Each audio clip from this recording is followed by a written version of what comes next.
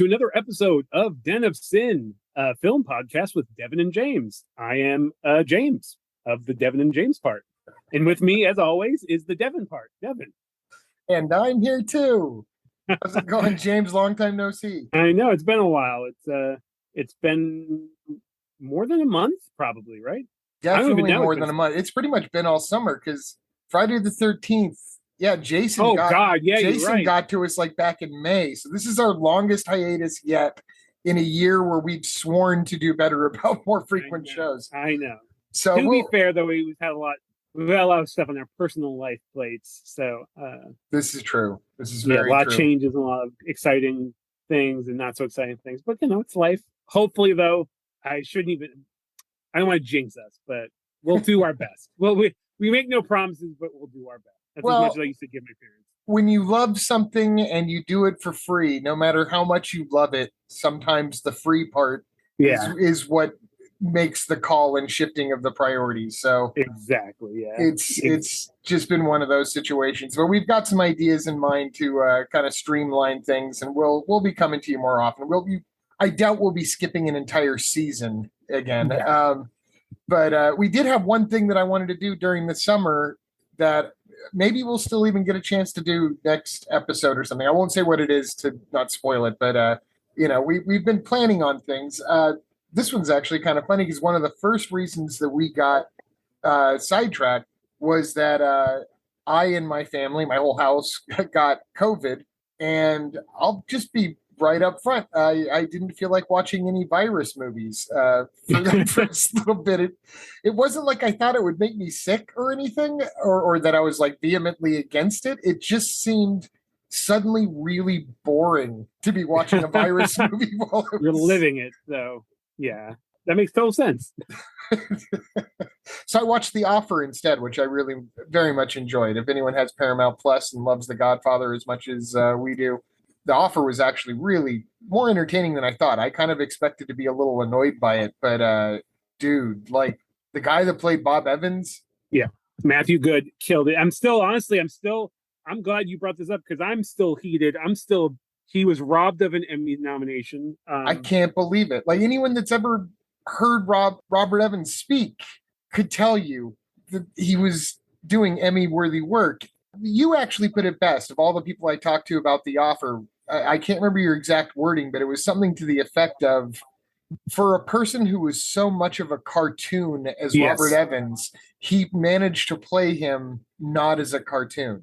Yeah, the portrayal was so three-dimensional, so human. Yeah, like Bob Evans was a character, and you're going to have those aspects in that role. Otherwise, it wouldn't be true to the source material. People who knew Evans. I mean, there's plenty of footage of Evans as Evans. There's a whole documentary, a book he narrated. Like, we know that version of Evans, but as people said, like that's really who he was But Matthew Good still brought the humanity. He still brought the pathos, for lack of a better word. But he brought that humanity and the realism to the role that really made you.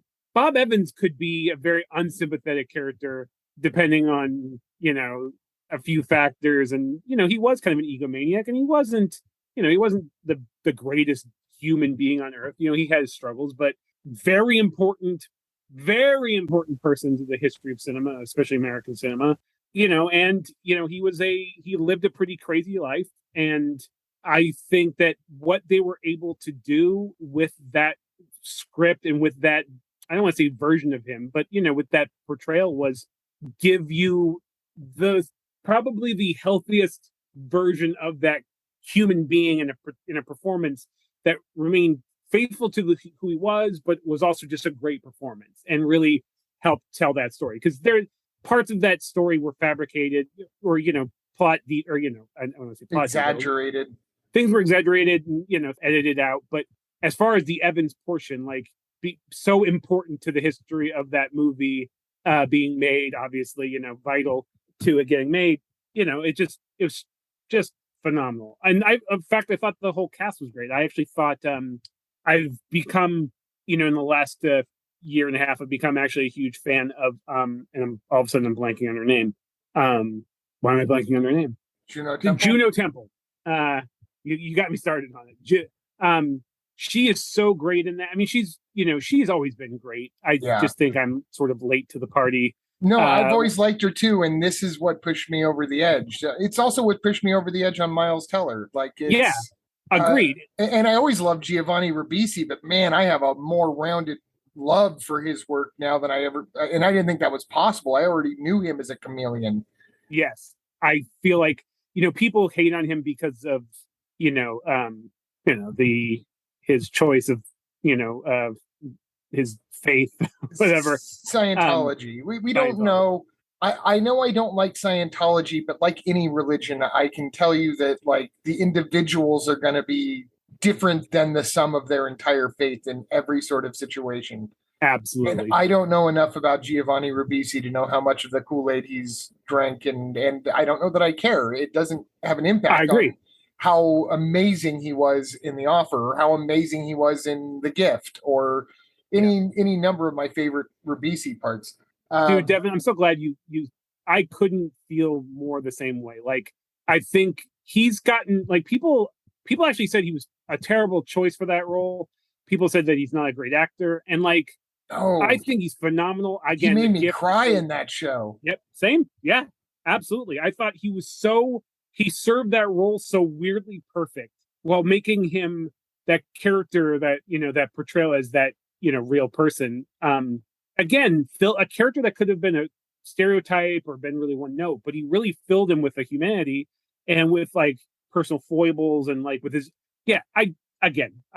I was really impressed. I thought the entire cast was great. I thought even I'm blanking on his name too. That does a lot of comedic roles usually.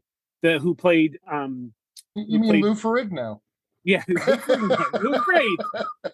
Actually, it was great seeing Ferrigno in there. I mean, if you're gonna have that character, you might as well have Ferrigno play that role. Luca Brasi. No, but I'm sorry. I was talking about the actor who played Coppola. Who I'm more familiar with as a comedian, and who I haven't been a huge. I mean, I've never marked anything against him, but like I've never been a huge fan of his comedy work. It's just not been on my radar. Now I should probably go back and take a look at it, but I can't even remember his name right now. But yeah, the guy who played Coppola, he just embodied everything that I thought Coppola would be at that age. Yeah. Yep. And again, and his relationship with Mario Puzo was just kind of beautiful and dear. Very, yes, I agree, 1000%. Is it again a thing that could have been turned? He could have been trying to do a Coppola caricature, or just a Coppola.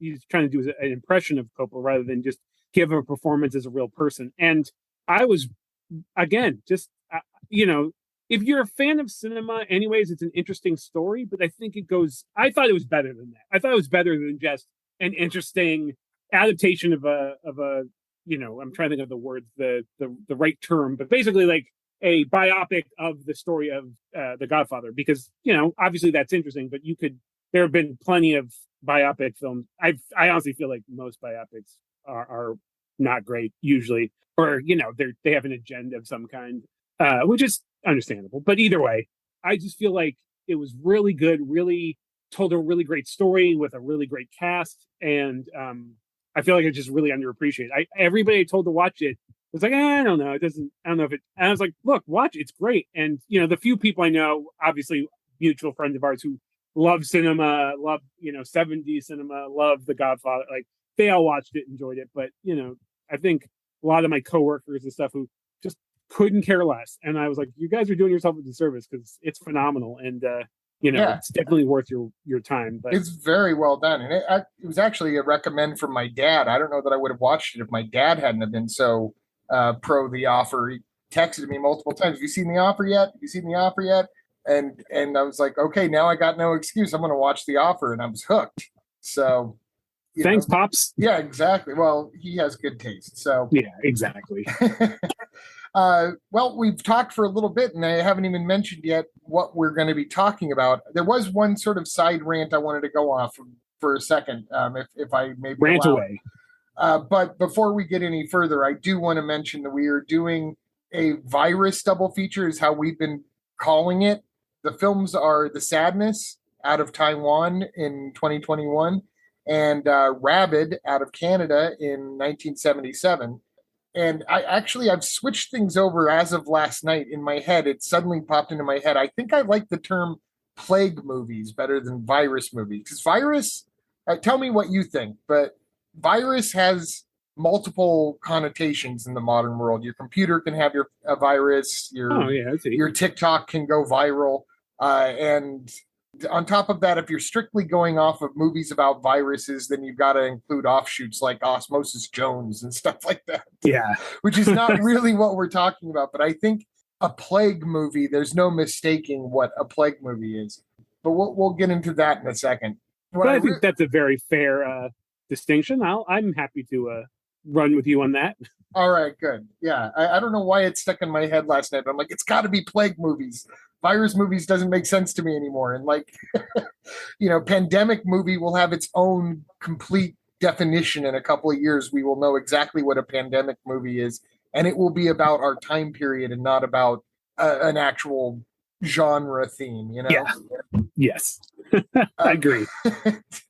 But the completely non-related thing I wanted to talk about, I have not had a chance to talk to you about this or get your thoughts on it.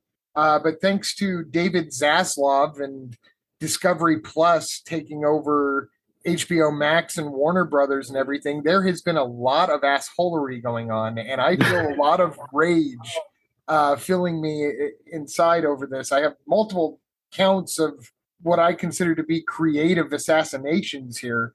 But first and foremost, this all started with Batgirl, and I want to know what you think about Batgirl. And since you're a comics guy and a film fan, and because it's a Michael Keaton movie, yes. What do you think about this movie being shelved? Batgirl was yanked from the schedule after costing $90 million. Shooting was done; it was being edited, and according to sources, its ratings in the test screenings was landing exactly to the number to Black Adam, which is not in any danger because it stars Dwayne Johnson. So I have complicated feelings about this because, first off, obviously, if you were following the news, we all started to understand that this was the tip of the iceberg, that Discovery was going to come in and cut as much fat as they could, try to make a profit. There's going to be a lot of, casualties to that. I'll say this. So specifically about Batgirl, I would have watched it. I don't know if everything I was hearing was necessarily filling me with excitement outside of two factors, which is one you mentioned, along with the Flash film, which is also possibly endangered. Yeah, it probably should have been before any other film. I think point. More deservedly so than Batgirl, and just in terms of non-content, behind the scenes sort of shit. Yeah. Yes, exactly. I was more, but anyways, featuring Michael Keaton. Obviously, that I feel like that was a loss. Seeing Michael Keaton back as Batman. I think everybody was very hyped about that. But I think what made me more sad was just the fact that we were losing a Brendan Fraser performance, where he got to be another starring role for Brendan Fraser, who I think the universe is all in agreement. We all love Brendan Fraser. Very likable human being. Very he has a lot of goodwill. So I think we were all excited for that. So losing that, I feel like, is almost for me more of a heartache than probably anything else. Now, well, plus also losing the Latina Batgirl too, which is definitely not. It's something worth mentioning in terms of what he's been canceling a lot of stuff involving people of color, which he's considering as part of the bottom line. It's like not a racist move, but that's the argument that the industry has been making for the entire century it's existed is, oh, well, we would love to have inclusion, but inclusion doesn't sell. That's almost essentially what this guy's doing. Well, I mean, and, obviously that's also, as Black Panther has proven, is completely not true anymore. Now, I was actually going to say that one of my main reasons that I'm sad that it's going away is basically because, the toxic Reddit 4chan nerd, misogynistic, racist, any corner of awfulness that they have cornered. It's a win for them because once again, anything with diversity or pro LGBTQ plus and anything that's even slightly with a feministic slant is of course terrible and shouldn't exist and is a spit in the face of the quote unquote fandom. For that reason, I'm actually sad that we're losing it because again, anything that gets to upset the racist nerds, I'm all for upsetting them as much as possible. But yeah, I agree, and it could have been. I'll be completely upfront. There was no chance I was ever going to go pay a ticket to see Batgirl, anyways, or Scoop 2 for that matter. But that doesn't matter. I wasn't the demographic. I wasn't the market or the audience for that. I was curious about the Michael Keaton part. Yeah, and I mean, but it was going to be straight to streaming, which I feel like that's the part where it's like, dude, it was already filmed. How much of a tax? I mean, all the people that worked on it, it's just like it's a slap to the face. Like if I'm an artist and I'm working with Warner Brothers / Discovery / whatever, HBO, all these different names attached. Yeah, I'm going to be wary now because I know that that's not a studio that is going to have my back, that appreciates anything but the bottom line. Which I mean, we're all grown-ups. We all know that it's really all that any industry, let alone Hollywood, cares about. Right, but there's some pushback that can come here because they've been saying for, again, 100 years, it's show business and this is the business. And it's like, I'm about ready to like smack some people and say, but without show, you've got no business. Yeah. You're reading that wrong. You're reading that backwards. And HBO and Warner Brothers, it breaks my heart because Warner Brothers is my favorite studio catalog. Mm-hmm. I just love the back catalog of all the things that came out of Warner Brothers, and I loved it even more when they bought all the MGM titles from Turner. And I wish that Warner Brothers or HBO Max or whatever the fuck you want to call it, Discovery Plus, I wish that they had bought MGM rather than Amazon because I think that would have kind of brought some films home together that haven't been home together in a long time. But this guy, David Zaslav, I so very rarely memorize the name of a studio head these days, but his name's burned in my memory because not only the Batgirl and Scooby thing, not only the basically assault against diversity and the blanket, and this is proven, the blanket descriptions of HBO Max skewing male and Discovery Plus skewing female, which means that he literally thinks forms of entertainment have a gender, which is the dumbest thing I've ever heard. He has been quoted as saying scripted has had its moment, meaning that he wants to take down everything HBO has done to make the what we know is the golden age of television start with The Sopranos, and is deciding the world needs fewer Sopranos and more Honey Boo Boos, which is one of his crown jewels. Oh my God. And he's destroyed Clint Eastwood's contract that was started in the 70s. Clint Eastwood won't work with Warner Brothers anymore, which probably at this age means Clint Eastwood probably won't work anymore. And I saw Cry Macho. It's not a film that I love. I don't know how much Clint Eastwood had left in him to do anything great at this point either. But the last thing you want to see is for him to basically get fired. Yeah. After all he's done for that studio. And then now he's taken down a bunch of his own shows and other people's shows from the streaming service HBO Max. Over 40 different titles have been taken off, whether they be movies or TV series, including stuff that they've only had up for about a year, like Witches with Anne Hathaway. And he's removed like 200 episodes of Sesame Street. And his reason for doing this, and this is not speculation, this is documented reasons for doing this, is that he doesn't want to pay residuals. And I've never heard anybody be so bold as to say they don't want to pay the artists who are involved in these shows. Full disclosure, one of the shows being pulled was Mighty Magiswords, and I actually know the guy who created Mighty Magiswords, so I feel a little bit extra sad and angry about it for his sake. But ultimately, he's giving a huge middle finger to the public and to his artists. And my guess is that he's going to ask for some sort of loyalty somewhere down the line.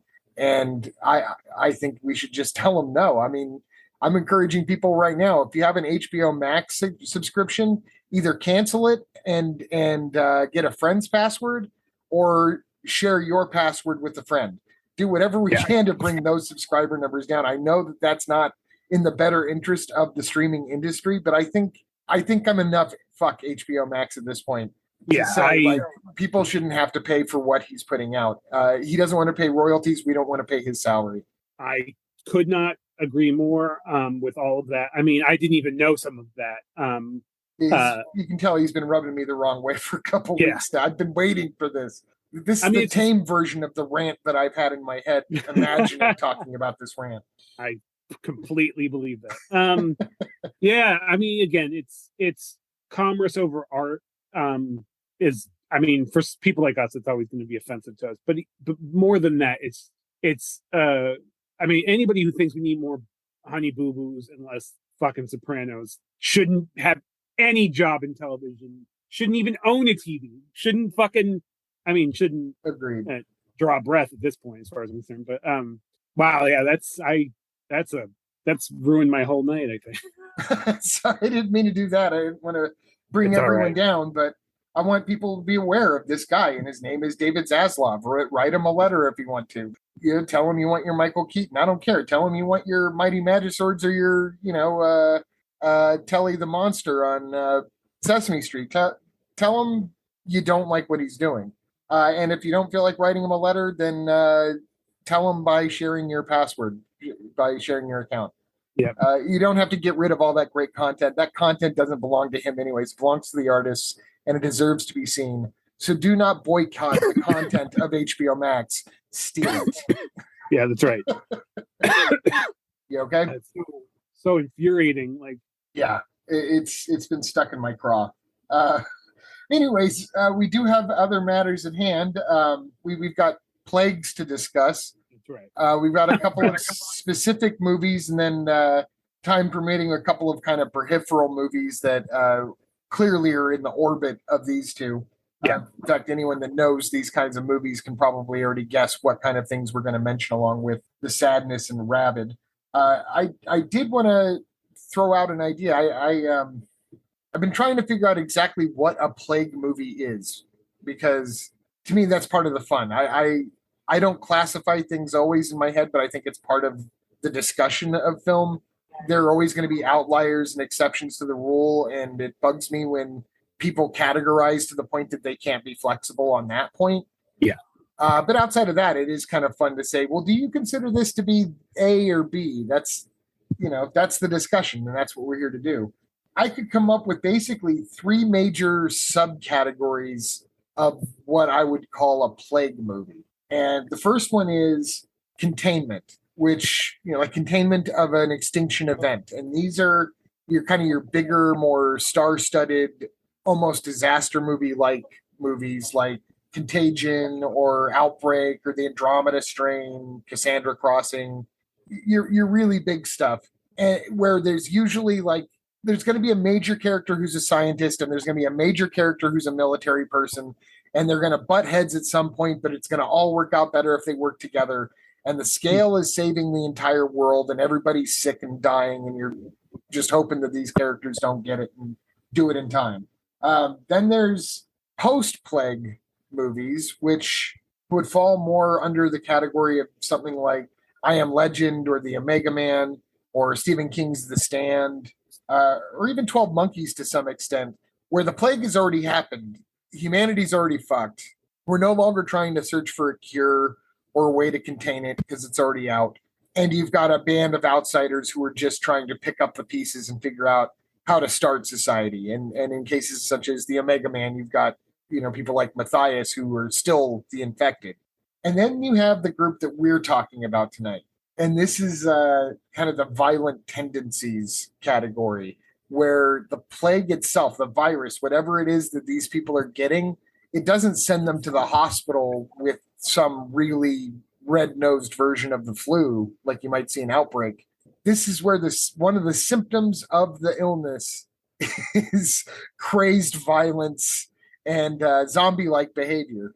And this genre is kind of a kissing cousin to the zombie genre anyways. Yeah. Do you want to, I'm sure you know the clear way that there's a huge difference between a plague movie and a zombie movie. Well, I mean, obviously, zombie movies inherently. I mean, technically, if you want to take it back to originally zombies were voodoo based, and they were about basically chemical or spiritual possession of. It's a whole. I mean, we could get into the voodoo history of the actual term zombies, but obviously, zombies are the living dead, where something like a a I'm literally trying to use your term, and now I'm blanking on the term you use. Plague. Plague, where a plague film is usually a some kind of virus or medical based, scientific based, either whether through chemical warfare or a disease of unknown origin. But it's more of the people are living, but they have basically lost either parts of their humanity or what have you. But usually zombie movies are relegated towards the living dead or ghouls of some kind. Yeah. Yeah. If that's what you meant. It is what I meant. Bottom line is zombies are dead and they've come back to life. In plague movies, once the plague ridden die, they're dead. Yes. Otherwise, it becomes a different movie. And often in zombie movies, this is exactly why they don't tell you the reason why this is happening. It could be, extraterrestrial caused, or, it could be voodoo, or it could be a virus. But mostly it's just they're zombies.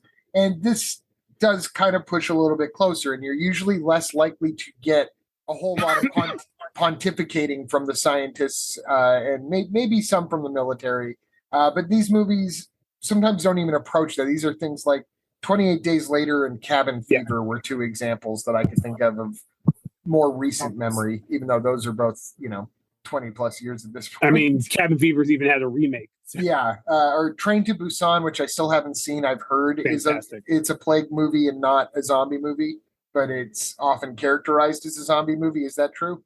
I don't know about that. I mean, they look like traditional zombies. They do like they are. I was under the impression it was a straight up zombie. Like they die, like whatever the chemical kills them and makes them like basically living corpses, as far as I know. But I could be wrong. But that's what my memory. I'll need to see it. I think it should be removed from the list until we can be sure. I think one of the weirder ones that's kind of an offshoot of the whole plague thing would be something like Mask of the Red Death, which the Black Plague literally takes on the personification of Vincent Price in red makeup and walks through the castle. So it's definitely a plague movie, but it's not about how people banding together or the medical community trying to come up with a cure. It's simply about money inequality and the price of power and the price of royalty and Vincent Price being a dickhead and kicking everybody out of his castle except for his close friends so they can survive out the plague until the plague literally, in a fever dream enters Vincent Price's castle in the personification of himself. One of my favorite movies. Definitely a plague movie, but nothing like what we're talking about. No, and it's a Roger Corman, medieval Vincent Price movie. Not exactly the same tone and themes as, overarching, but the Venn diagram less visceral than the film we'll be talking about tonight. Exactly. Although that scene where they burn the dude alive is still one of the most brutal things I've ever seen. It is a great movie. Yeah. It's probably, I've said this before, but I think it might be my favorite Vincent Price movie. It would have to beat Dr. Phibes to get there, so it hasn't. That's the thing is I say that, and then every time I say that. But then I'm reminded in Vincent Price, in Dr. Phibes, he doesn't even speak in it. He speaks through a box. So in terms of performance, I think Phibes might be a better movie, but Mask of the Red Death really lets him fully Vincent Price out. There you go. That's actually exactly. But the first one we're going to talk about today is The Sadness, Taiwanese film made in 2021, which you suggested because you wanted my opinion on it. I am dying to get your opinion on it now because as soon as I was finished, I knew why you wanted my opinion on it. It's because it's a hard movie to pin down. Yeah. Emotionally, it's very hard to pin down. Yeah, and it's an interesting. There's a lot to discuss about that film specifically. I think first off, first and foremost, it got a lot of attention, before its actual international release, for being so, let's just cut to the chase. It's very brutal. It's that people, that's all what people were talking about is like how violent it is, how disturbing it is. If you watch it on Shudder like I did, there's literally a trigger warning in the description and at the start of the movie. Yes. Now, granted, I am one, like, if somebody says a movie's like exceptionally violent or disturbing, whatever, I'm gonna, I want to check it out. Yeah, it's not a challenge. and not in any kind of edgelordy, at least not as far. I mean, I hope it's not, but just because I'm very, I watch a lot of true crime stuff. Whatever. It's morbid curiosity, I guess, more than anything. But I also want to see like if it's done well. Is it done with intelligence? Is it done for more than just gratuitousness? But the movie itself has a lot of interesting facets to it before we actually get in the movie. The fact that it's actually, everybody says it's a Taiwanese film, but it was actually written and directed by a Canadian guy, a first-time filmmaker. Yes, Rob Jabaz. I hope I'm pronouncing that correctly, but that caught my interest too. And it definitely has a particular point of view. Part of that point of view, though, is very, very openly. I think he has said it. I remember not hearing that and watching the movie, and so it's loosely based off of.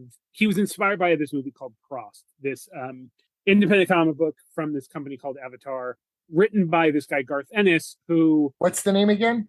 Crossed. So like cross, it's Crossed. Okay. Which is one of the most disturbing comics I've ever seen. I thought for years, I'm like, it would make an incredible horror movie, but it's very, very much just for the sake of being disturbing for disturbing's sake. For those that are fans of the TV series The Boys, it's by the same writer.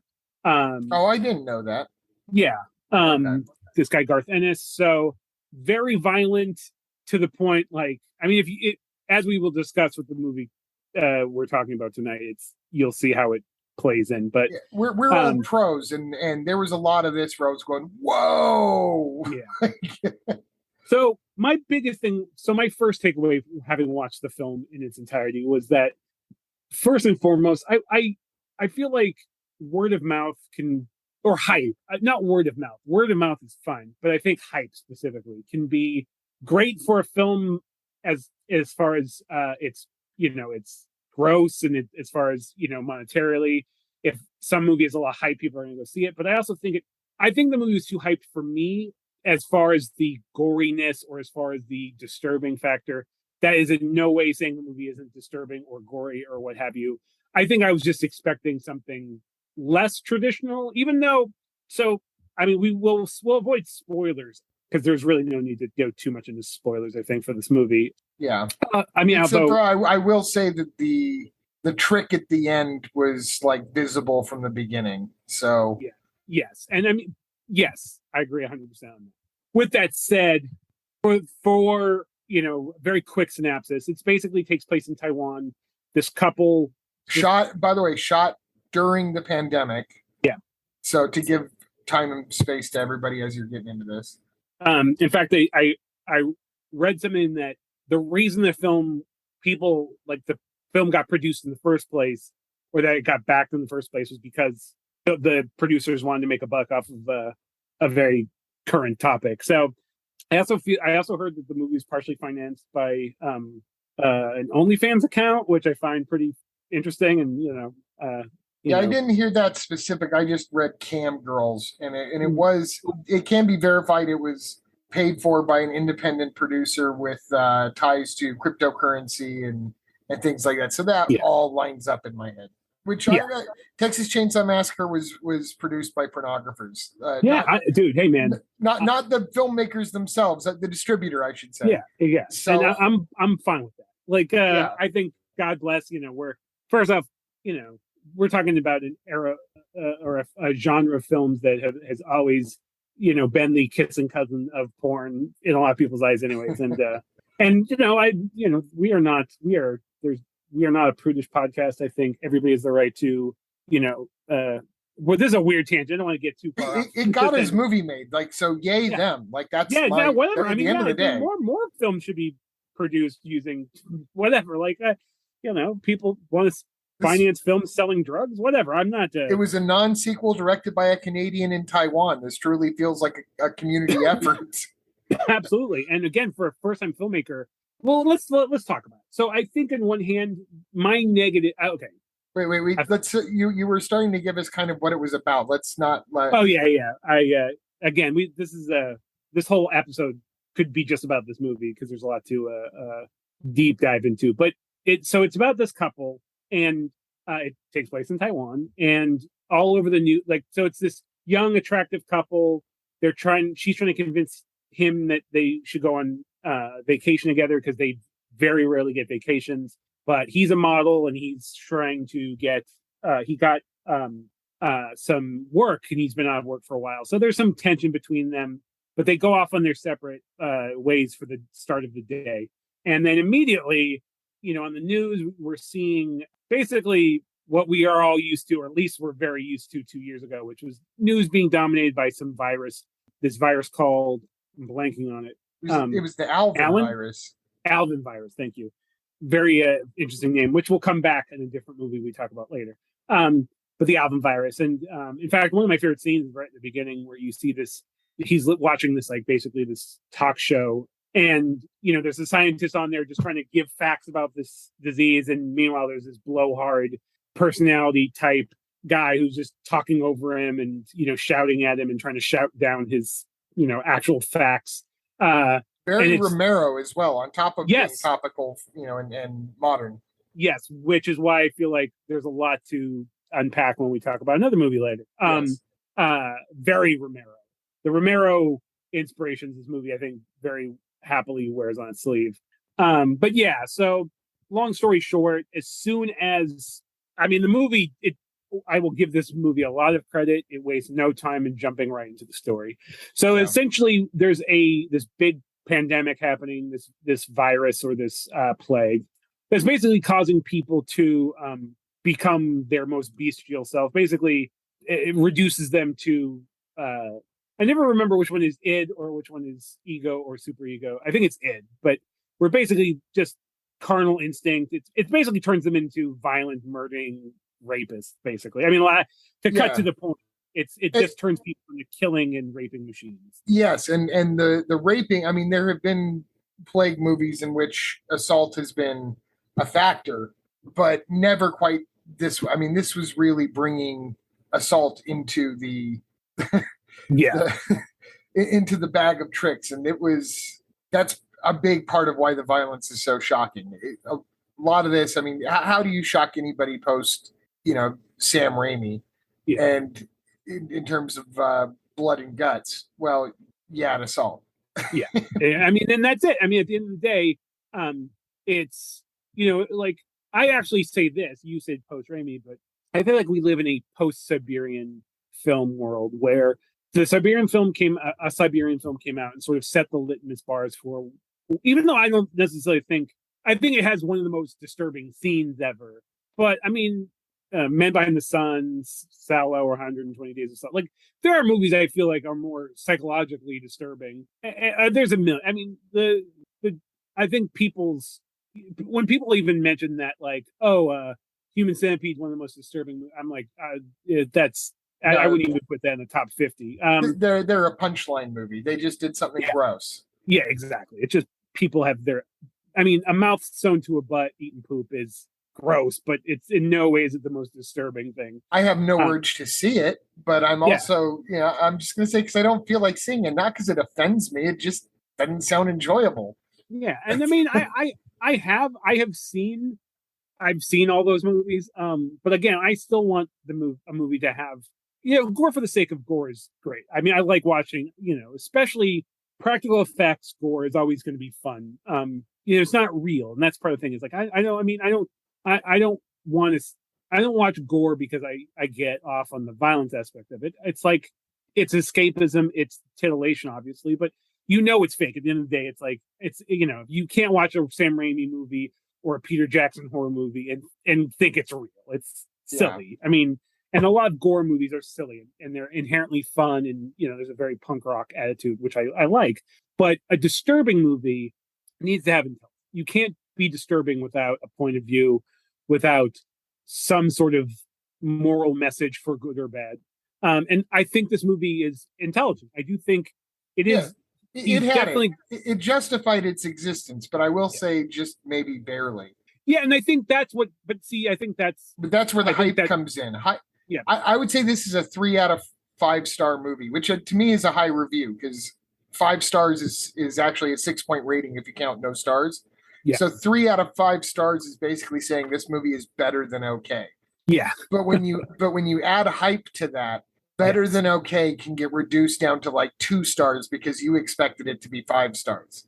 On the one hand, this movie could easily fall into this was a very tightly made independent film. The fact that they made it during the pandemic meant that they could not use a real subway or a real hospital for very obvious reasons. Yeah. And you can't even tell. He did such a fantastic job of recreating those things. Especially the subway. Yeah, well, the hospital you could tell was not a hospital, but at the same time, they even give you a story reason as to why you were only in one wing of the hospital and it's under repair and like all this other stuff. And he explains it intelligently. And the subway, I would never know if they hadn't told me. So, okay. In a way, I'm glad I brought up the Siberian film because just like that film, in a lot of ways, people focus on the wrong thing, or they only focus on the hype of it, or what the gore, the violence, the disturbing aspects, the line that has been crossed. But just like a Serbian film, which is remarkably a well-made movie, it's well shot, well acted, and well written. It's not a bunny game or just a complete exercise in being disturbing for the sake of being disturbing. It's actually a well-made, well-crafted movie. The sadness looks incredible. The cinematography is shocking for considering the budget and the experience of the director. Cast is great. If there is a single protagonist in the film, it is the businessman. He is fucking. He's the antagonist. You mean? Yeah, sorry, antagonist. The protagonist of the couple. Sorry. Yes. If there is a antagonist in the film, I would say it's the businessman. He is phenomenal. Again, the acting is great. I was disappointed when I first watched it because I felt like it was overhyped and it wasn't this crazy and disturbing. I thought the effects, while really great, were a little cartoonish and not as realistic as I think I was expecting. But then having thought about it and then having recently started to rewatch it, I started to actually like it more. I think obviously when you have high expectations of something, you're always setting yourself up for failure for the most part. And it's not fair to the filmmakers, but is it a perfect movie? No, the pacing is really off, especially in the last half. The tone ending keeps getting lost, I would say. Yes. But there's so many great set pieces.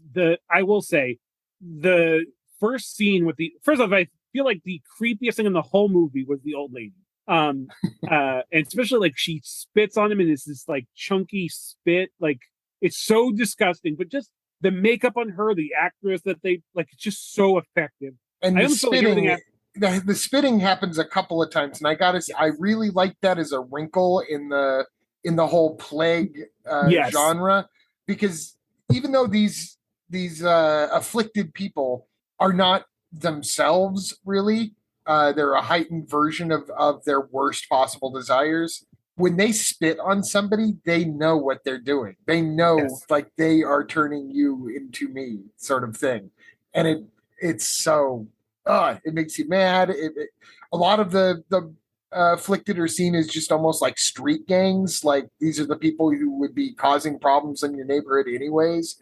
And so when you see them spitting at people and whatever, like it feels like a good combination of several different things. Actually, and it is like the sequence on the train is truly upsetting because that the horrors that humanity has actually been able to really inflict on each other in real life.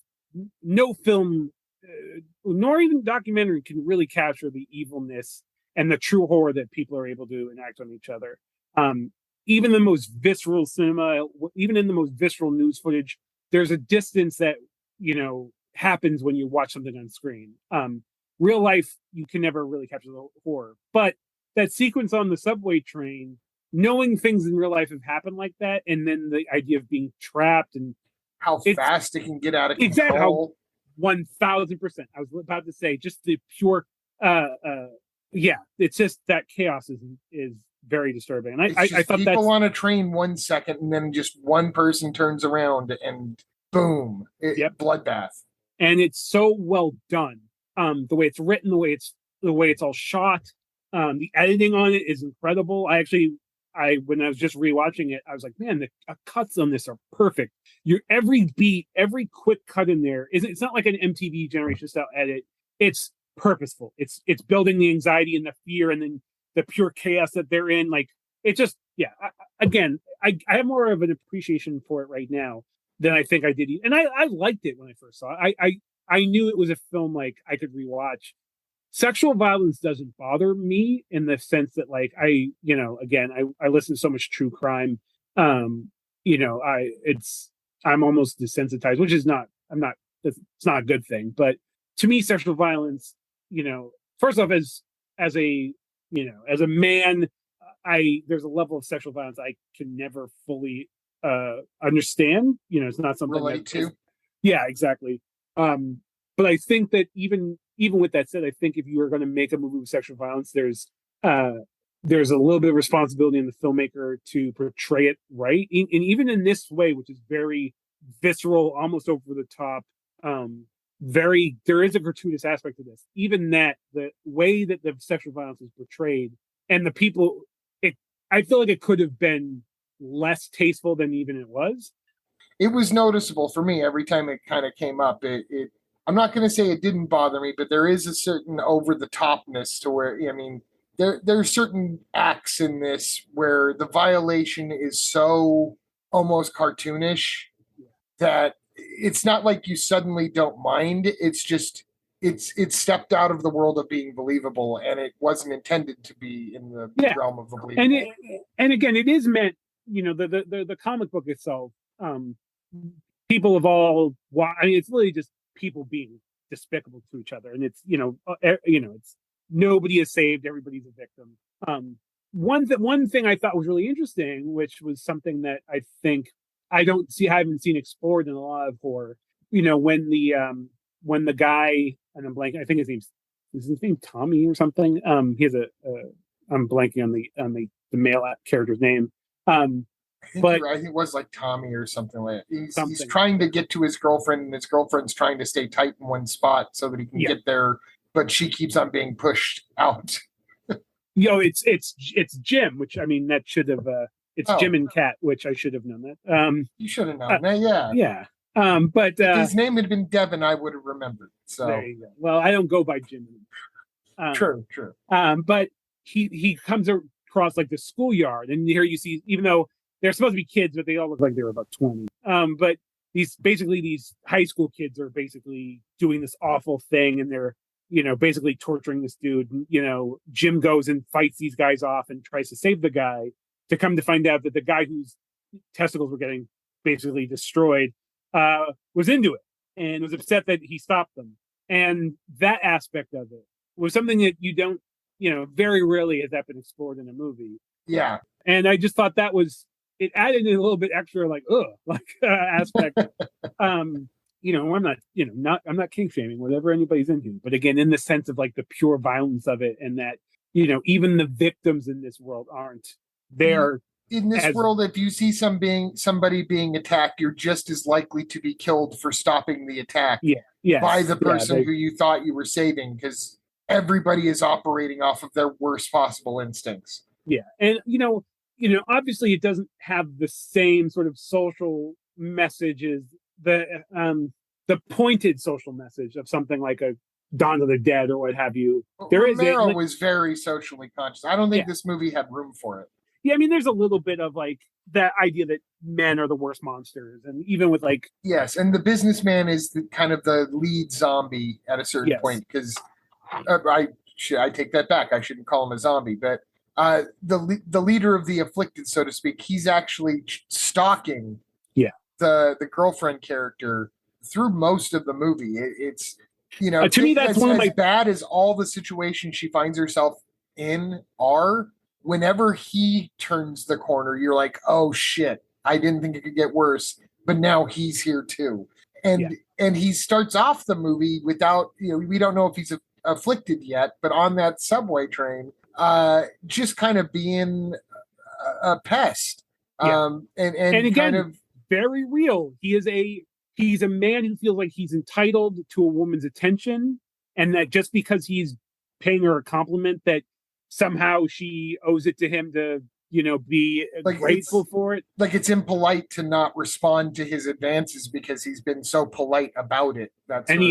He's kept it to himself for so long that, like, she should be grateful. Like, it's so real, like that. Like, and to see that character build to being the ultimate baddie of the movie, the big bad video game character that they have to defeat, and who she's also trying to protect her fellow passenger with, who becomes a character as well, and who fucking sees hell literally. But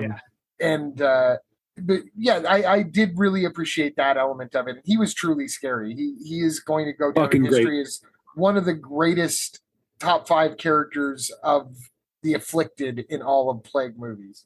Right. I mean, even when he was a normal guy, he was creepy. But again, he has that, that actor. I don't want to be insulting, but he's just very believable in that role, and just his look. And apparently, I don't know if he's a big deal in Taiwan, but I think he was like the biggest star out of the bunch of them in Taiwan. Makes sense. His acting is incredible. Again, I don't want to get too much into the plot details, and again, this whole podcast would be this movie. Obviously, a bunch of terrible things happen, and at the end, while the ending was very, like, if you have 2 brain cells and have watched more than one movie, you could kind of see where the plot was going, where the ending was going. I won't spoil it, but I will say, at least in the movie, I remember reading this review, and they were upset by the ending because they felt like, I mean, see, if I say this is going to be a spoiler in itself. But anyways, everything I want to say is basically, well, people can stand prepared. Just go ahead and say it, and if people want to fast forward the next minute and a half, just sort of, yes. But then come back and listen. I'll just say this: if the movie had had a happy ending, I would have felt cheated. It had to have had a tragic, bitter ending, because that's the movie we were getting. But I read this review. It was upset that was like, if we had to sit through all of that and gone through that much emotional turmoil, then at least the ending could have been hopeful. And I'm like, no, what the fuck? That is exactly the person this movie was not made for. Exactly. Yeah. That's like me complaining about Batgirl. Yeah. I mean, the thing is, like, if you follow that movie and you don't see that trajectory as that's where it's going, like, they set it up at the very beginning of the movie. I mean, their whole, anyway, it's, I mean, but I will say this. At the end of the day, a movie like that, it almost doesn't even matter how it ends, because it's the journey is so visceral that you're already traumatized if you're an active viewer. But like I said, even though it wasn't the most genius ending, I thought the way they handled it was really well done. And the way the camera sort of moves in between, I don't know. I thought the ending was great, even though, again, as I said, it is, I guessed the ending of the movie 5 seconds into the movie. So I don't mind the ending being a downer. I did somewhat mind the end of the movie being as predictable as it was. Yeah. And at the end of the day, for as much as I like about it and as much as I can appreciate about it, I was glad to move on to the next thing. I was done with it by the end. Yeah, I feel like it's one of those films that now, again, when you know what it's about, when you hear all the hype, when you go in and prepare yourself, I think you have one different kind of experience watching it. And I think, again, having watched it, started rewatching it recently, and kind of detaching myself from it a little bit and just appreciating it for the different set pieces, and then just kind of knowing what happened, being sort of prepared or whatever. Like I said, I didn't find it as disturbing as everybody else, because I felt like it was more cartoony. I was under the impression it was going to be almost, cinema verite style. It was going to be very believable. It was very cartoonish. It was very comic book. The violence in it, I will spoil one scene. It happens at the beginning. The first lady that you see is really, out the doors, insane with this virus thing. She kills this guy, and she takes hot oil from a deep fryer and pours it on this guy's head. And basically she starts clawing his skin off. And it was gross, obviously, but it was so like his reaction was very cartoony. The violence of it wasn't. It was very cartoony, and I was like, oh, so it's this movie. It's not, it's not as realistically done as I was led to believe. It was more, it was definitely more Savini style. Tom Savini. That's not a knock on Tom Savini. Very brilliant what he does, but it was played for the effects. Like the shot was about the gore effect and not about the story and the violence and stuff. So if you know what I mean. So if being able to appreciate that, I was like, okay, and sort of, and that's not to take away from. There are some scenes that are very hard to watch, very like disturbing. But the gore and graphic violence of it, I felt was like it wasn't. It was more like, oh shit, look at this. To me, I watched it as like, oh, look at this effects shot, rather than involved in the cinema or the story of it. So yeah, just kind of some of the scenarios got under my skin because it's gross and it's sad upsetting. And it's upsetting. Yeah. Yes, nothing about the rest of the movie really got under my skin in any way. Like I didn't at any point imagine myself in that situation or relate really even to like, well, geez, if my girlfriend was trying to escape the plague too, would I jump on my motorbike and Yeah. Again, I feel like the scene where I did do that, where I was in the character's shoes, was the train sequence. But as soon as they're out of the train sequence, and then her sidekick character, which I felt was, I still don't know how I feel about that character and the way that doomed from the get-go and probably relatively unnecessary, except for that it allowed for probably his most prideful gross out moment. Yes, exactly. I mean, that poor character's tortured like right from the get-go. You want her to die at a certain point. You're like, God, can her suffering just be over? That's exactly it. You're like, but again, though, her character arc, if you pay attention, and like I said, if you watch these kind of movies, you see where it's going.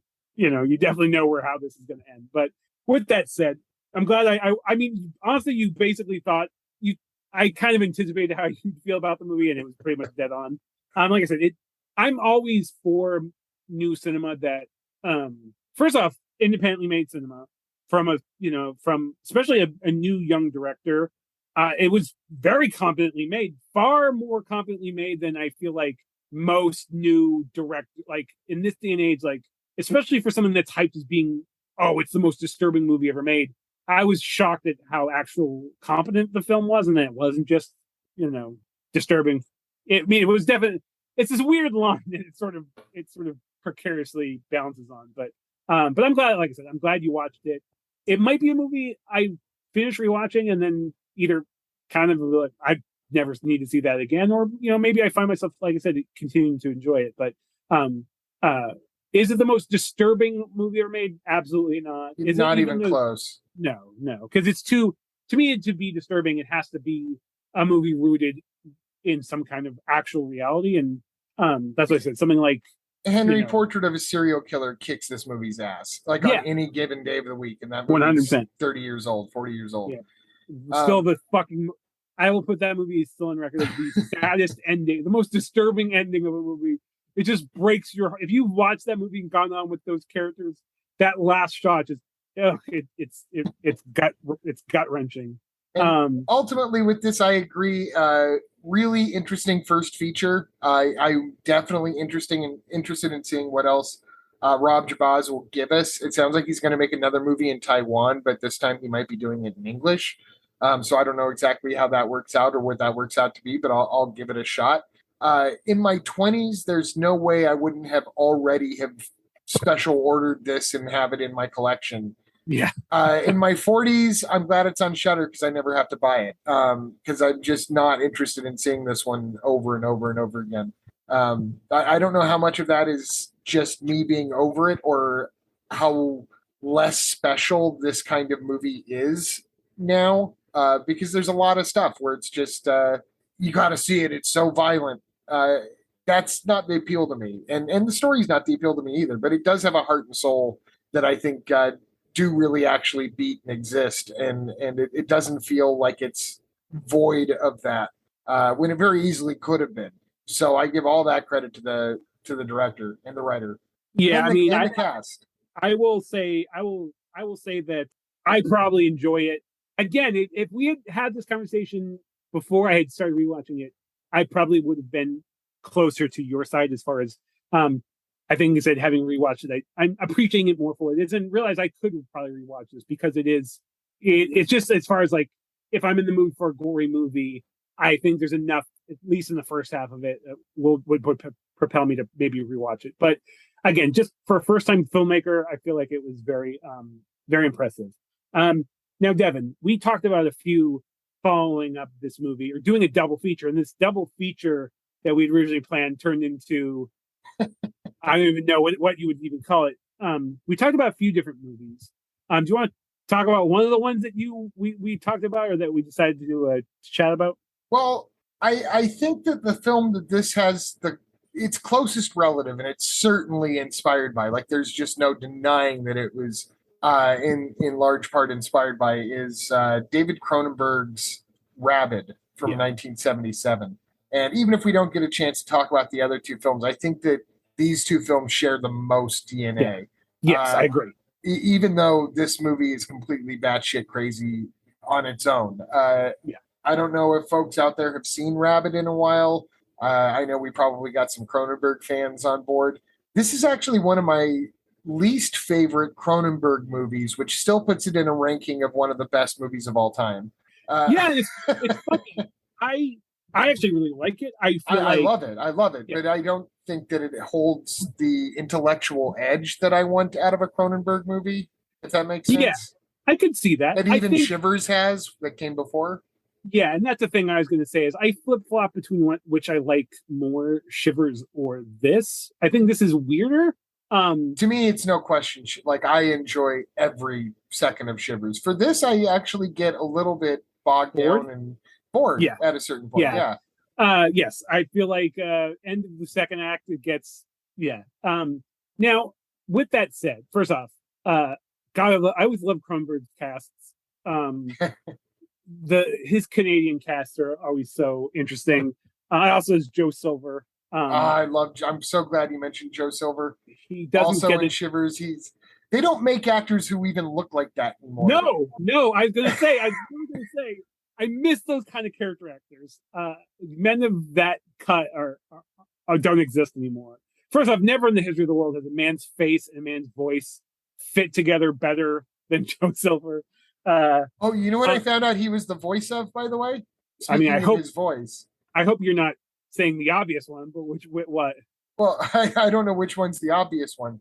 But he's Creepshow 2? Yes. Okay, yeah. I didn't know. Tom Savini plays the creeper in Creepshow 2. In the costume, In the costume. But Joe Silver is the voice. Yeah. God. Yeah, that's the thing is, I didn't even need to look it up. The very first time I saw Shivers, I heard him for 5 seconds. I was like, is that the dude? Is that the creep? Because his voice is just so specific. And the creep, he's all creepy. And then, Joe Silver is always just like some like nice uncle kind of guy. But the voice is so... He's always some chilled out scientist, but they're involved in the craziest fucking cases that you could. The reason I asked, he liked 12-year-olds. It was just a thing, like he was. The reason I asked if you were talking about the obvious one, not Joe Silver does, by the way. I want to clear that up. Joe Silver does not like 12-year-olds. I'm referencing a line from Shivers where he's talking about a colleague of his. Yes. Don't want to discourage the name of rest in peace of Joe Silver. The reason I said the obvious one is because he's actually a voice actor in like these weird cartoons I used to love as a kid. Ulysses 13 and these weird like anime, like he did a lot of like voice dubbing in the 70s of these weird, now quote unquote obscure old cartoons and anime. But anyways, with that said, he's great in this. The whole cast is great. Marilyn Chambers is very interesting.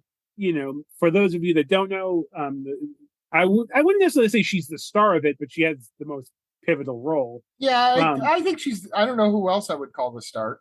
The thing is, I don't know if there is a star. But I think that's why it gets boring at a certain point. It's like at a certain point, you've got to bring back Marilyn Chambers as the like central character because she just disappears while we go off on this other tangent. I think it's a little bit of a sophomore, not swing and a miss, but it is a sophomore outing for Cronenberg, and I think he got a little too out ahead of himself. So this takes me on this whole other tangent I want to get into that was also we were going to talk about the Crazies. Tying into the Romero thing. And you can still tie it into the crate. We'll make it all part of this one. This whole thing about one thing that this movie does, which a lot of 70s cinema did, this was just a thought I had literally yesterday thinking about this, was that even the difference between the Romero version of Crazies versus the 2010 remake, which is this 70s films wanted us all to be like, had this kind of like omniscient sort of storytelling where it bounces between characters and we see all these different things happening at the same time and different characters' perspectives. And like, especially in Romero films, we see like a lot of the military versus the people experiencing it and stuff. And well, that in itself is very interesting. Those films, I think, to modern audiences, we're so used to following one or two specific characters in their point of view that when you break it up and you see like this character happening over here, he's interacting with these side characters, and then we follow this guy and he's interacting with this other. I feel like sometimes in a modern audience that can slow things down or bog it down, and we don't have that pace. And this whole thing, and again, if you go into like the Crazies, where we see more of the army, which is very Romero, but then when the remake, we almost don't see the army's point of view at all. So I haven't seen the remake yet. It's really. I've heard good really things. Good. I should one of these days. I was being a huge snob about remakes when that movie came out, and so a lot of them I have not gone back and looked at. But I've heard good things. The Rabid remake, by the way, I'm not even going to bother. But I got 2 minutes into it. Produced by the guy that produced the Left Behind series. I don't know how that became a thing. Yeah, I don't either. Don't if as we're talking about the Rabid, the original Cronenberg version, you don't need to see the remake. It's not worth seeing. But anyways, Rabid is an interesting film because it is, on one hand, there's a storytelling that first off, I really like Rabid because it is Cronenberg and we see Cronenberg. I love the first 5-10 minutes. I genuinely love this movie. So when I say it's one of my least favorites of that's just saying how great Cronenberg's filmography is. I agree 100%. Exactly. So I hope nobody's misconstruing that as me criticizing the film or saying that this film is not worth the celluloid it's printed on. This is a great movie. I think you're right though. I think Shivers like has a very like, and Shivers in this is why I even mentioned we chatted about before we filmed that, were we gonna talk about Shivers, because it is very similar in tone and it's I think Rabid the inflicted in Shivers become sexual deviance. Just sexual. They are not trying to. They harm each other, but that's not their intent. They're exactly. They're just sexual. The idea. It's a parasite rather than a virus, which is why I think it's separate from this. I think parasites are kind of their own weird, maybe umbrella of plague movies. Yeah, it's just a corner of it. Yeah, but the creator of that parasite within the story of the film is someone who wants to turn the entire world into one great big orgy. Yeah. And so that's what happens. That's what's in the process of happening. It's all contained in this one condominium high rise on Nuns Island in Montreal. But it's a different thing. Whereas Rabid, it's what it sounds like. The way that they get rabid, they're sure as hell not bitten by a rabid dog.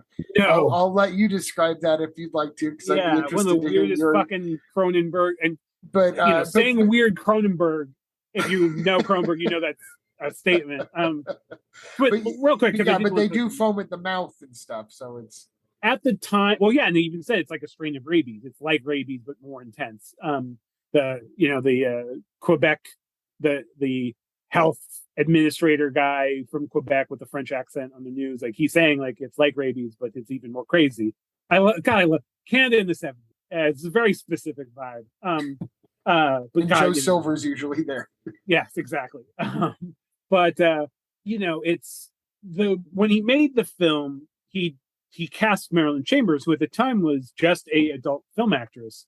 Beyond the Green Door or Behind the Green Door? Behind the Green. Oh shit. Is it beyond? No, beyond, Behind the Green Door.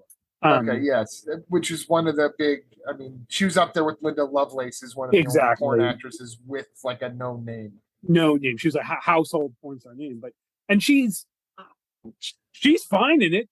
I don't think she's amazing. It's not like some revelatory performance. No, but I can see her trying, and she's not. No, absolutely, she's not bad. She's good in the role, but the role doesn't have a lot to do besides fucking people and injecting them with an armpit spike. Yeah.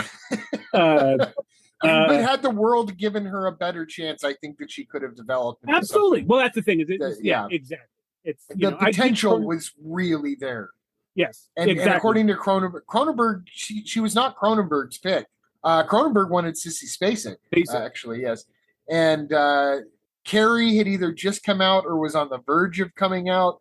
So the producer, who of course is Ivan Reitman in this case, says, no, nobody knows who she is.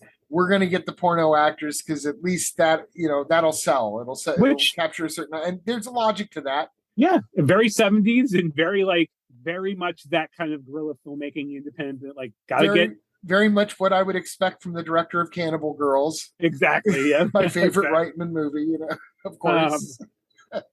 But again, it's an interesting thing. And when you watch, if you don't know it, she just is an actress. She exactly. She is for that role, which again requires a lot of nudity. So the actors would have had to be comfortable with nudity. A lot of, so let's quickly, there's this virus going around. So if I'm not mistaken, because again, it's been a while since I've seen it. So there's basically a plastic surgery center. They're opening up this big budget plastic surgery center in Canada. And this couple have a terrible motorcycle accident. They go get plastic surgery done to they get into this wreck, and basically the ambulance has a choice with the guy who's in the wreck. He's in bad shape, but his wounds can survive until they get him to the next hospital, which is more like 45 minutes away. But her wounds are so serious, I mean, she explodes and burns up in the fire, that she has to be taken to the nearest clinic, which happens to be this plastic surgery clinic, or she's going to die if the plastic surgeons don't work on her. And which was got one of my favorite scenes in all Cronenberg movies, because it's so it's just so weird where right. they get in this terrible crash, she catches on fire. Meanwhile, there's these two people in these almost Looney Tune style over the top head bandages. One of them is on the roof with binoculars or something, and they're somebody's gotten into a bad wreck, and they're just these two plastic surgery people hanging out outside. It's just so weird. Just commenting on what somebody better go save it. It's just so what?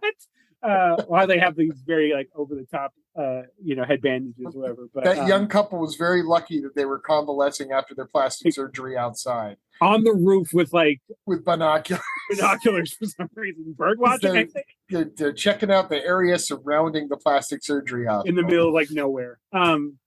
But because why not? But and something to do with she gets a skin graft.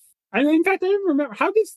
I've seen this fairly recently, and I can't remember exactly where they graft it from. I know it's from her thigh. It's some thigh meat, but it's basically this experimental process that which is real. It's based in science, because if you use skin from a certain area of the body, it's going to retain the elasticity or the properties of that part of the body. Because if you know anything about skin, skin on your elbow is different from skin on your cheek, and skin on your cheek is different than skin on your butt. There's different properties. So in this film in 73 or 74, 77. 77. Oh, I should know that. It's the greatest year ever. The year I was born. Anyways, but so it goes through this process. So it basically turns it into ambiguous skin. It can take on the properties of wherever it's grafted. And I think that something goes wrong there, and it's Cronenberg, so he doesn't go too far into explaining these crazy shit that happens, but basically something happens in her. It turns her into this host body for this crazy rabid disease. And how she gives it to people is she fucks them, and in the middle of fucking them, this weird spiky penis scorpion tail thing comes out of a hole in her armpit and stabs people and gives them the virus. And it doesn't kill them. It makes them kind of woozy, and they pass out, I think. And then when they wake up, they're sort of oh, I don't know what happened. But then they become ravenous, flesh-eating sex monsters that spew green foam. It is definitely not as violent or as visceral or as gory as obviously the Sadness is. But I think for the time, it's pretty disturbing. I think the concept is disturbing. I will tell you, okay, I went the first time I saw Rabid, or a lot of Cronenberg actually, was when I first moved to New York City. The Anthology Film Archives, which is a great theater on the East Side, I hope it's still there. They did a whole Cronenberg fest, and I was working part time at the time, and I had no friends yet because I had just moved out there. And so I went and saw like 3 days of this festival. I think there were 5 or 6 total. But on day one, I saw Shivers, Rabid, Fast Company, and I believe The Brood all in one day. And then came back the next day and saw Videodrome, Dead Zone. You see where this is going. I mean, it was like all the way down. But I got to see a lot of some really incredible early David Cronenberg stuff, including his short films, Stereo and Crimes of the Future, which Crimes of the Future is now his latest film, which I'm dying to see. But at the time, people didn't really know who Cronenberg was outside of horror geek circles. Yeah. Because he had yet to do like History of Violence and some of the things that Eastern Promises. Yeah, I guess Dead Ringers really did get a lot of people's attention and stuff. So he was never really a stranger to but The Fly is still very much a horror movie. You know, it's I guess they all are, but you know, but I mean, it was a bit, but I mean, it's a monster movie. The people knew who he was. Yeah, but I had no friends at the time, and I had been talking online, which was still a fairly new thing. You know, over 20 years ago. I can't even remember what service it was. It might have been Yahoo Chat or something. But there was someone who I started talking to who was also new to New York. And I asked her if she wanted to meet me at this Cronenberg festival. And I told her Cronenberg's kind of out there and whatever. And so I went and saw Shivers earlier in the day. And then she joined me to come see Rabid. And I gave her a heads up. I had not seen the movie myself, but I gave her the heads up. This guy's known for being very gory and very sexual, actually, and blah, blah, blah, blah. And she was this nice girl, I think, straight from Japan. And she came and sat down and watched the movie with me. And then when the movie was done, she left and I never heard from her again. And so I still feel bad if you're out there, whoever you are, all these many years later, all these many decades later, to invite somebody you don't know to go see Rabid in the theater is maybe an act of cruelty. I didn't mean it. I didn't realize, you know, I should have known. The Fly was what I was most familiar with at that point. But after I saw Shivers, I was like, maybe I need to give her an extra warning that this is going to be pretty extreme. I mean, you know, first off, the armpit hole thing is so bizarre. And it's Cronenberg would go much further than that in later films, but it's just so weirdly specific. And that's what I always liked about Cronenberg is like the motherfucker has a vision, regardless of what anybody else understands what that vision is, because he's so capable and he's got such a strong vision, it works. If that movie was made by somebody else, it probably would have been laughable. But because Cronenberg's so great at what he does that it really works. I feel like that era of Cronenberg is like one chapter in his, you know, obviously, especially like with The Brood and Shivers and Rabid, that's like one chapter in his filmography. And he's made, between things like Crash and then more mainstream stuff. And then with his last few movies, almost going back to what he started with, but like Crimes of the Future. Like I said, literally going back to like his short film from the 70s. But I just love the fact that he's, even regardless of what he's done, because again, Eastern Promises and History of Violence, while it's definitely you can see it's Cronenberg, thematically different, completely different source materials. You could see that in Fast Company, though. Fast Company was still a Cronenberg movie and got the crowd cheering, especially when John Saxon gets his comeuppance.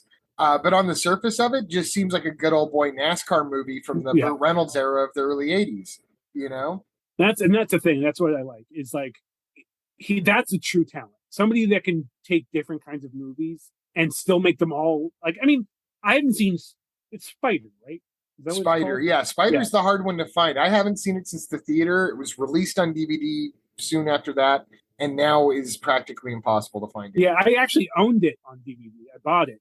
It's probably because I didn't see it in the theater. I wanted to see it in the theater, and then nobody would go because it was only showing at like 2 places in LA. So I bought it sight unseen, and I don't know if I loved it. It was definitely interesting, but it's one I want to revisit because I haven't seen it in probably 15 years or maybe even longer. God, when did that come out? 2007? No, I was still in New York, so it had to have been 2003 would probably be my latest on that. So yeah, probably more than 15 years, maybe about 15 years. Anyways, but even then, like it was an interesting movie, and the concept, the way it was shot. So even when he sometimes doesn't necessarily knock it out of the park, he's never made a movie that's like you can't at least appreciate the what was successful in it, and the fact that like Cronenberg is such a. In fact, he wrote a novel that I've been trying to buy. I actually went into, it was probably the first time I went into a Barnes and Nobles in like 5 years, but I just wanted to order it, and so I special ordered it from Barnes and Noble. Like, okay, we got, and then they never got it in. I called them, and they said no, we don't have it. So I'm still bitter about that to this day. I guess I could have probably bought it online by now, but I've been wanting to read it forever. I think it came out 5 years ago, maybe 6 years ago. God, now I need to know. It didn't. I read a review that wasn't necessarily super complimentary to it, but I mean, I still wanted to read it. Hold on, and I have to look it up because now I want to know what it's called. Oh, he's actually written. No, it's just it's consumed. Yeah, that's his book. I think he's only written the one. Yeah, that's a couple is trying to uncover the reason behind it, an extremely disturbing crime and murder. So, if David Cronenberg is writing about disturbing crime, I want to know what it is. Yeah, exactly. He's an incredible writer. Yeah. He packs so much theme and substance into something as ridiculous as an apartment complex becoming an orgy. An orgy of ravenous sex addicts. The thing that's what I was going to say though, and that's why I like, and it's such a dated form of storytelling. The characters, these like sort of weird middle-aged people, that they're all professionals, but the characters are so real. Like the opening conversation where they're talking about, just talking about plastic surgery and the fact that it's this new boom, and like the doctor's like, I don't even know if that's what I want. And he's like, you don't want to be the Colonel Sanders of plastic surgery. And he's like, I don't know if I do. He's like, I would, like, I want to be, yeah. They're just these very real people. And there's one point where Joe Silver is talking to the guy in the accident. He's sort of helping the guy that got in the accident, and he's just like sitting on the couch with his with his grandkids, and it's just this really weirdly real moment, like this very like it really doesn't have anything to do with the overall story besides just these two characters talking. But you can tell he's just enjoying time with his grandkid. He's tired. He's giving you all the backstory you need to know about the Joe Silver character for later when he puts his neck out to try to help the boyfriend find the woman that has been spreading this. And they're among the precious few who know what the source of the outbreak is.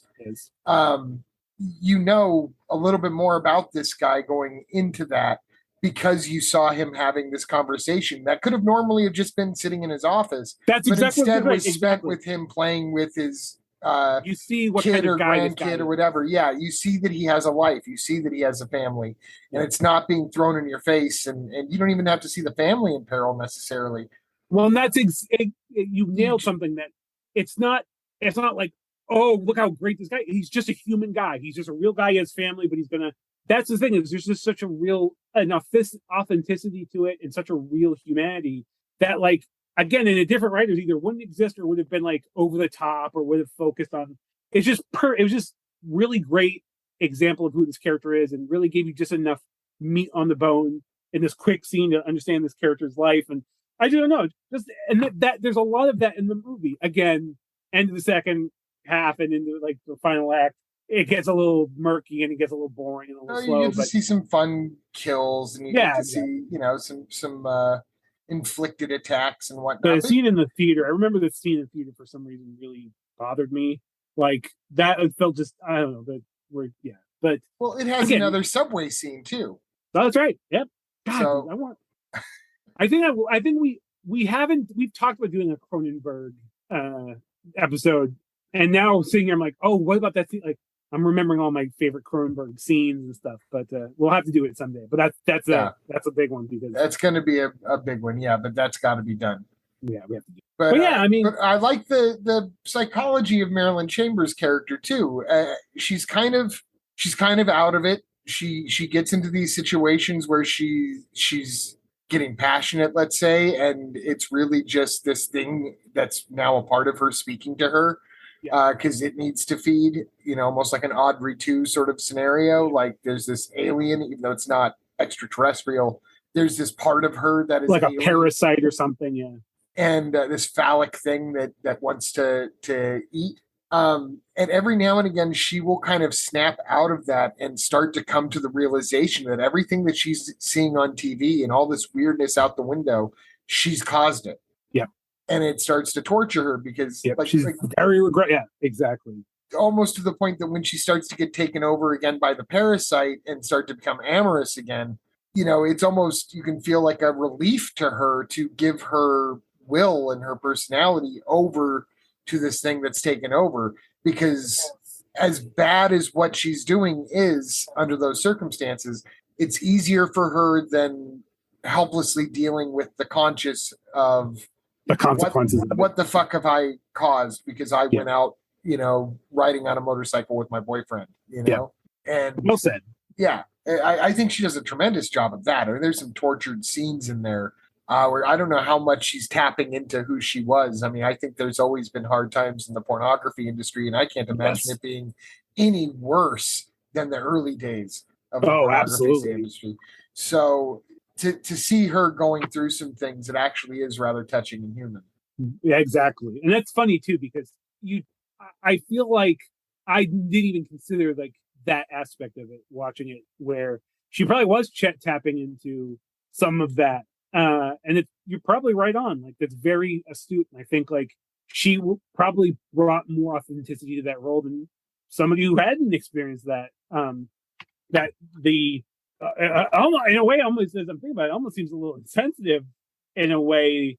If they didn't discuss that with her beforehand or sort of address that with her, she just was like, "Hey, you're in this thing where you're having sex with strangers and basically causing this insane, virus to spread, and this like violent people turning."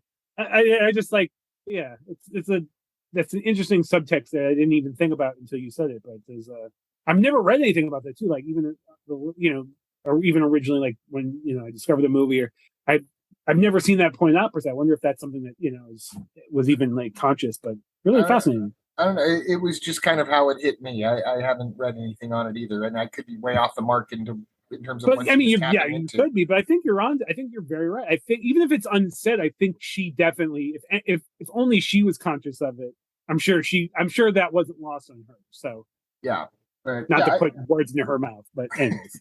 But I think she does a fair job of this, and I'm trying to remember the name of the boyfriend too. I don't think I wrote it down. But he's kind of a that guy now too, and he's still working. Unfortunately, Marilyn Chambers is no longer with us. Neither is Joe Silver. Marilyn Chambers we only lost a few years ago. Joe Silver we lost in 1989. But he was the kind of guy like that character actor who was like born 40. Yeah, exactly. Yes.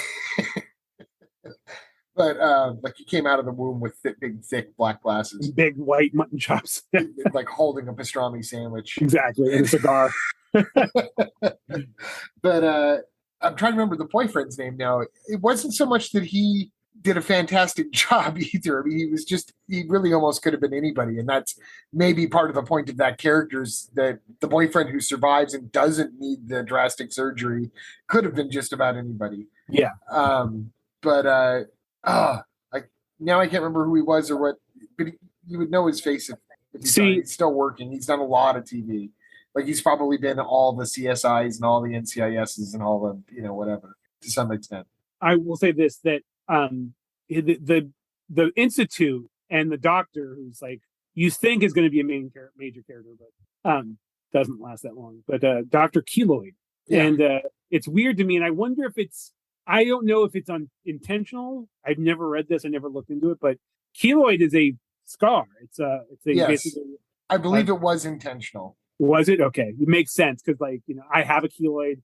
So like watching it the first time, especially back when I first started watching, when I was very self-conscious of the keloid, for those of you who don't know, it's basically a very large scar that continues to build up scar tissue. And you see them a lot in people who've had piercings. They're usually, noticeable. So, very common in on the ears, especially people who've had cartilage piercings, you might see them. So Yeah, it's just very I think the idea of having a plastic surgeon named Dr. Keloid was definitely, you know, knowing Cronenberg. I'm like, there's no, but it's just keloids weren't even well known as far as like they weren't. I mean, people knew of them, but even but today, neither was Keloid as a last name. Like it yeah, wasn't exactly. It's such a specifically weird name. That's why I like said the Godfather of body horror. I'm sure knew what a keloid the key. was. That's what exactly that was my thing. But like I said, I never looked into it. But great movie. I think, like I said, It would be like having a sex therapist named Dr. Boner. You know, yeah. like yes, they clearly knew what they were doing. Dr. Testes. Yeah, I mean, it's definitely, if you like Cronenberg. First off, if you like Cronenberg, I'm sure there's no way you haven't invested time into his early films. But it's funny because when, like I said, I haven't watched it in a while. I watched it relatively recently, but I watched Shivers, and it like literally, I watched them basically back to back or very close to each other. And at the time, I remember sort of thinking they were equally as good, because I feel like, to me, I feel like Shivers takes longer to get into, where Rabid sort of kind of hits. I mean, it starts with a fucking motorcycle accident and kind of gets. But how fast do you have a man stripping down naked so he can perform surgery on a teenager in Shivers? I mean, it's within 5 minutes that you have an old man cutting into this girl. That's true. Naked except for his medical mask. His face mask, yeah. That movie is insane on a whole different level, yeah.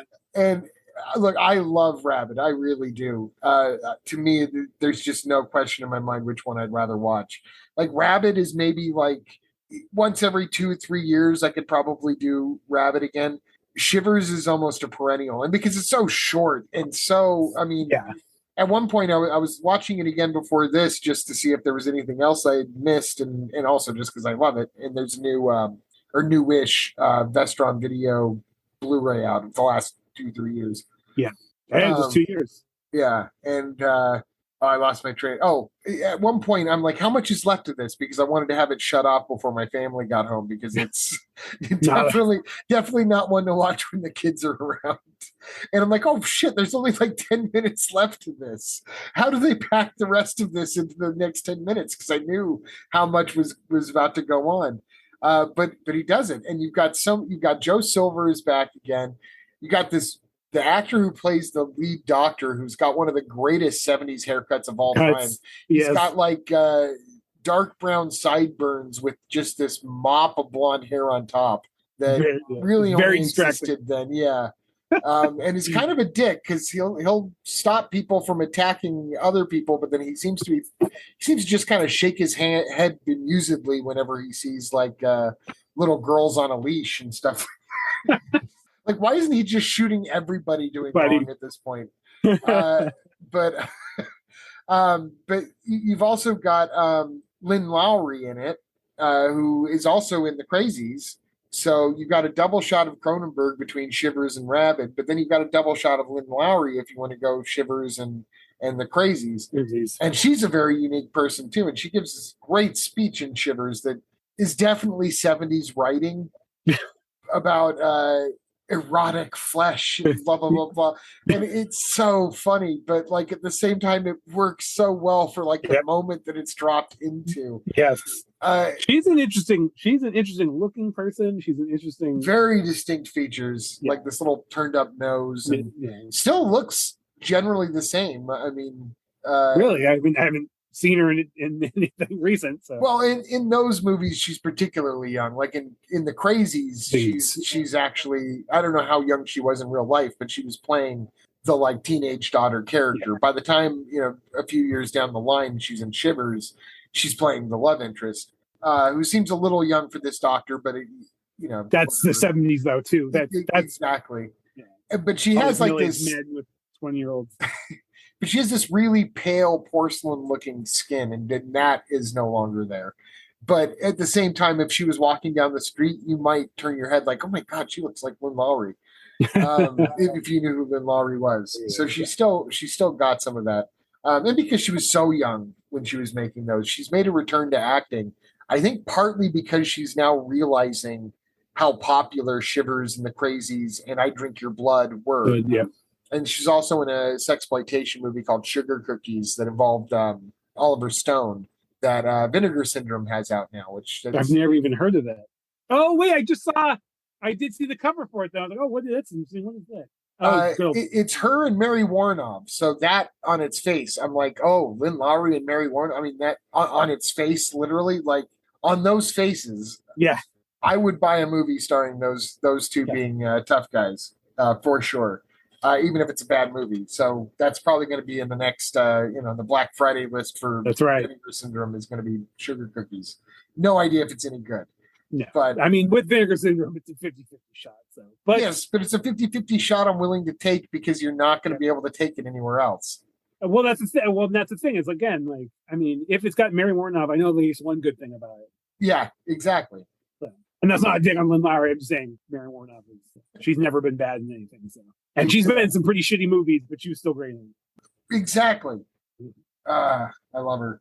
The other thing that I would bring up about the Crazies, it's kind of the first and last of its kind in a way, which is funny to say about a remake, but you were mentioning that this was less of a part of the remake anyways. But in terms of those kind of three subsections of the subgenre that I called out before, it really has a lot in common with the containment element. It really is a story about trying to contain the virus and find a cure and all of this, but it's still about the small group of people that are being attacked by the infected. Yeah. So it's one of the only times where I can think of where there's really a full combination of those worlds. I mean, there's a lot I could say about the Crazy specific, and that's why I really wish you'd seen the sequel, because there's a lot I'd like to talk about. But I actually think the ending of the remake is actually stronger than the ending of the original film, or at least I don't know, it's different, and I like both endings. But I think I might like the ending of the remake better. I didn't think they would do something different, but the rest of the movie, they use like half as many characters. So, and it's like the point of view is a little different. But, I think if there's any spiritual connection, like if any other movie is inspired or similar to Crazies, it's definitely 28 Days Later.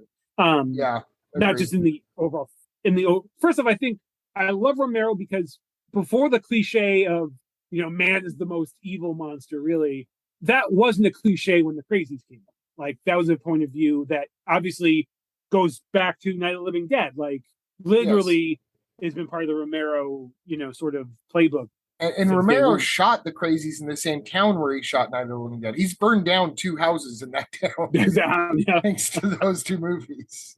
But yeah, I mean, I one thing I just have to add this is I remember getting into this huge argument when I worked at the comic store with this guy who was an occasional customer we were friendly with, but we ended up talking about Romero films, and we got on the topic of the Crazies, and he was insistent that Romero said it was part of the Dead films that he considered it. And I was like, no. I'm like, where did you read that? He's like, no, I've read that. I'm like, I've never heard that. It's not, it's like, I look, if I, first off, it's not, I know for a fact it's not. But he was just so adamant about it that it was making me like, I've never heard that. Where did you hear that? Like, did you read that in Fangoria or whatever? Yeah, I demand your sources. Yeah, exactly. But he was insistent that he knew it was part of the Dead, like that even though they weren't zombies, that the original Romero zombies weren't really zombies, which is they were ghouls. Yeah, exactly. He called them ghouls, but they were dead. And the Crazies weren't dead. But anyways, but again, thematically, it shared a lot of cast with the other. There's the weird eye patch dude in Dawn of the Dead is actually a scientist in this, and I think he's actually like a historian in Pittsburgh or something, or was. He's actually great. He's actually my favorite actor in the Crazies. In the Crazies, yeah, he's the Joe Silver of the Crazies. Yeah, exactly. And then it wasn't until this time watching the Crazies that I realized, there's the father-daughter duo who the main characters kind of help and take under their wing, even though they know that the girl has the disease, and they're just kind of waiting out the clock to see what happens. This was the first time I realized, holy shit, the father is Dr. Frankenstein from Day of the Dead. I don't know how that escaped me so many times watching either of those movies.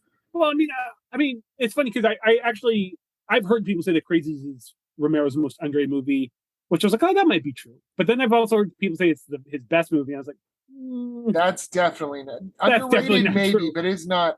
No.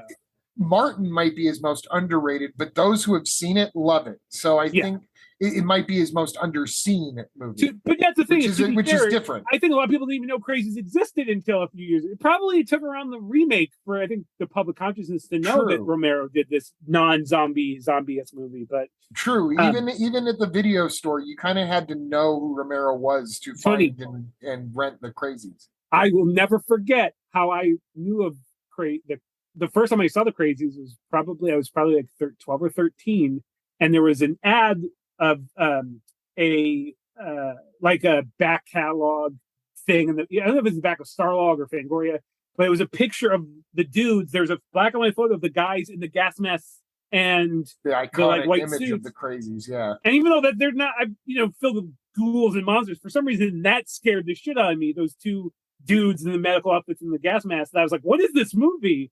And then, of course, if you're a horror fan, you come to find out the works of fucking Romero. But yeah, it was just like one of those movies that was just like, I think it was more of the novelty of when, like, oh, did you know Romero made a zombie-like movie, but they aren't zombies?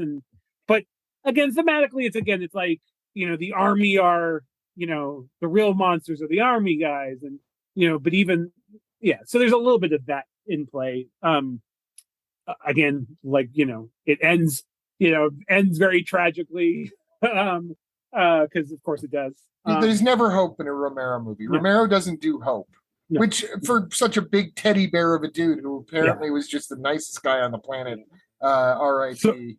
So, dude, his movies what took me by surprise was how fucking big he was. I'm not a small guy, so I remember the first time I saw him in person standing up, I was like, what the fuck? He's a giant. I think he was like 6'5", but not just tall. He was like a big guy, big broad shoulders, long arms. It was like, God damn. And then his giant ass glasses that I always so into. Giant ass glasses and his cigarette. I mean, those were the things that became his trademark. And I never saw him without that fucking vest, without some kind of like. Yeah, like something to keep it. It's like a crew vest. Like it was where he kept his viewfinder and stuff. Exactly. But then he wore it when he wasn't on the set. Yeah, exactly. Like, you see it in every documentary a director wears it, but they don't wear it off set. But he could have been like one of the greatest commercial directors of all time, and was on a career path to do that, and like went off his own beaten path in order to make stuff like the Crazies, because that's where his heart was, and he had a message. He had something to say. Well, he knew that, like, he made this is turning into taking a weird left turn, but before we end, but he just wanted to make movies, and he knew to make a buck on a movie, he'll make a cheap, low budget horror movie. But he also did it with enough intelligence, enough style, and enough originality for the time that he literally changed film history forever. Yeah, created a whole subgenre of films that are still popular to this day. So, and then realized, like, look, like, I can make these kind of movies, but also do it with some fucking intelligence, with some point of view, very hip to what was happening at the time. And yeah, just of course. I mean, we don't need to espouse the greatness of George Romero, I think. No, but I would love to do an episode on him someday too. Yeah. I keep holding out for Second Sight to bring out their Martin 4K. Yes. And now it's officially they are not going to have the new director's cut of Martin on the 4K, which is really disappointing. But I've been holding off for one of those two things to happen before we did a Martin segment. But I think we're just going to have to do a Martin segment, because the only thing is, though, if we do talk about Romero, then I will have to do my best to not go on a raging tirade about how much I hate the movie Bruiser. No, you're allowed. You're allowed. I didn't hate Bruiser, but it's definitely not. It's not a good movie. When I read it, but I'd rather watch that than Diary of the Dead, honestly.